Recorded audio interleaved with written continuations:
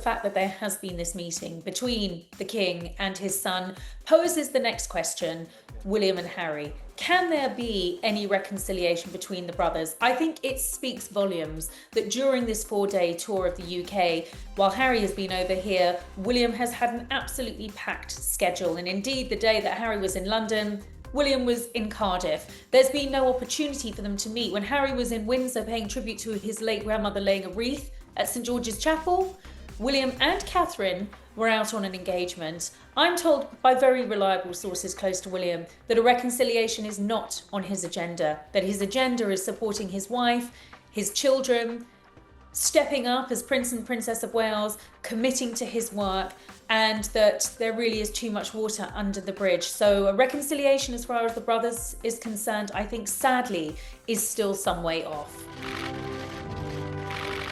Harry has not seen his father since February of last year when he jetted over from California upon hearing that his father had been diagnosed with cancer. Now, Harry has gone on the record, he's given interviews, he's spoken about wanting a reconciliation, wanting to see his father, controversially saying he doesn't know how long his father has got left. Well, this 4-day trip with Harry over here in the UK was the perfect opportunity for a meeting to take place. We didn't know if it was going to happen. My sources are telling me this evening that it was a very last minute addition to the King's calendar because he's been busy today.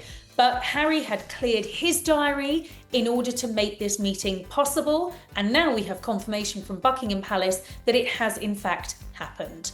I think this meeting was very much what the King wanted to happen, certainly what Prince Harry has wanted to happen for some time. He has gone on the record, he's given interviews talking about wanting to heal the rift with his family, obviously not knowing how long his father has left with his cancer diagnosis, and he's given some quite emotional interviews. So the fact that it has happened is a milestone moment. This is a breakthrough. This is, we hope, the first stage in repairing a rift now that has been at the heart of the House of Windsor for quite a few years. I mean, essentially, since Harry and Meghan left Britain for a new life in California.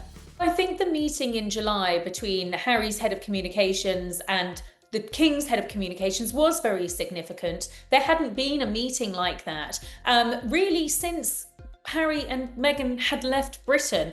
And I think as well as both sides coming together and saying, we want to try and make some progress here, we want to have a relationship with each other, there were other issues that needed to be discussed. Calendars, these pseudo-royal tours that Harry and Meghan are doing, they are not working royals, so they cannot be seen to be overshadowing the royals in any way. So I think it's not just about a reconciliation between a father and his estranged son. This is new territory. This is the Duke and Duchess of Sussex going commercial in America, needing, as far as the King is concerned, to honour that pledge that they made to the late Queen Elizabeth II, that they wouldn't dilute the royal brand, they wouldn't offend the royal family in any way. And so we're in a new era here, and I think that meeting was very much about establishing those parameters too. Well, we know very few details. We know that Harry was seen photographed going into Clarence House shortly after 5 o'clock. We know that the meeting was just under an hour. Well, when you consider that the last meeting was a mere 25-30 minutes, this was twice as long. So that's an improvement. The one thing I do know is that if details of this meeting are leaked out by the Duke of Sussex, then this might well be the shortest reconciliation in royal history. So much is at stake in this meeting, not just because it is the thawing of an icy relationship.